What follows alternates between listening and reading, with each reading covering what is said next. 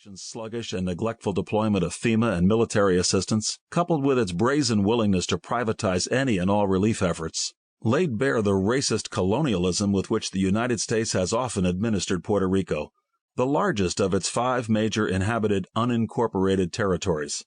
A Politico investigation published in March 2018 made this stunningly clear. Of the individual assistance aid approved in the 9 days after each hurricane, $141.8 million went to Houston, whereas Puerto Rico received only $6.2 million.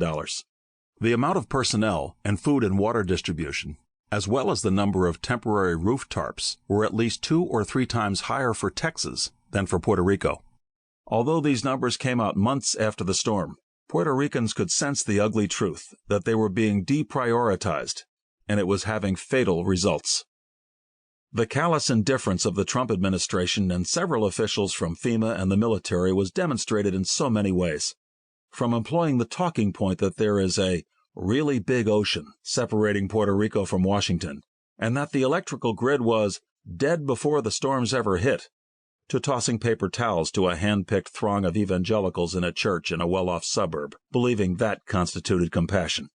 Trump's oblivious condescension stood as stark proof that the citizenship granted to Puerto Ricans in 1917 has always been second class.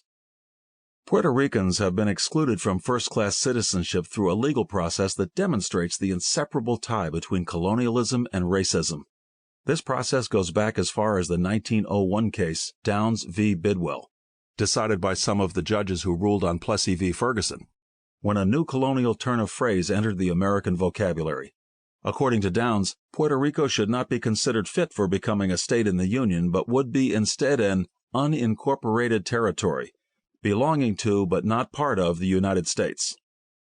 Belonging to but not part of. Separate but also not equal. Sort of. Although most Puerto Ricans grow up not knowing much about this tawdry history, the 1900 debate in Congress about the possibility of Puerto Rico becoming a state was littered with epithets about Puerto Ricans being mongrels and an alien race, unfit to govern themselves. We were bodies, then, that should not mix with the body of white America, for we were already stained with mixture, through both our fraught tropical sweatbox of consensual and non-consensual unions as well as the legacy of our Iberian antecedents, who had already been festooned in Moorish veils of uncertain North African origin.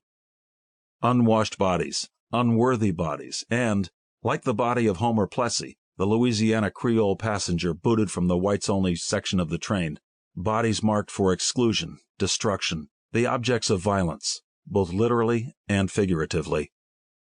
Maria came just weeks after Charlottesville, and the many other spectacles of implied and literal racial conflict that had marked the first year of the Trump reign, with the mainstream media apoplectically ping-ponging between the Colin Kaepernick-inspired national anthem kneeling protests and the tragedy of tens of thousands of Puerto Ricans.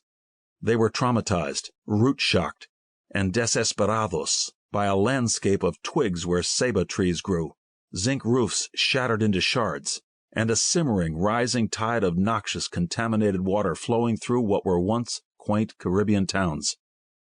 African-American athletes' kneeling protests were a silent rejection of internal colonialism, while the shock doctrine military P3 complex that was about to overtake Puerto Rico was the endgame of a century or so of external colonialism.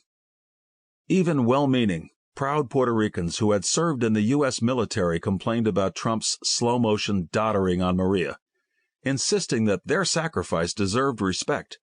But they seemed to forget that when African-American and Mexican soldiers returned home to Jim Crow segregation and dehumanization after fighting the good war of Tom Brokaw's Greatest Generation, their angry disappointment significantly motivated the civil rights movement.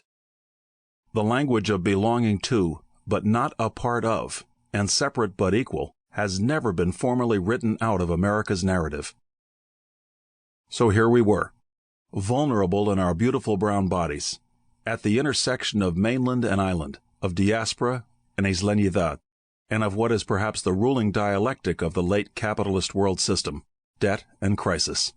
The debt, all $72 or so billion of it, plus $49 billion in unfunded pension obligations, is a kind of fiction. But the crisis is all too real.